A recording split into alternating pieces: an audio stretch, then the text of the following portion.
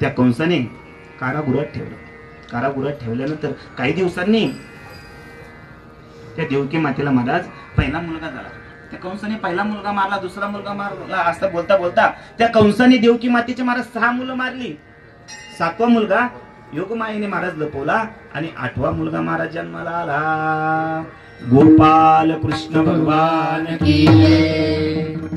महाराज भगवान अवताराला आले आणि अवताराला आल्यानंतर भगवान वसुदेवांना म्हणतात की मला आता इथे ठेवू नका, तर काय करा, मला गोकुळामध्ये घेऊन जावा.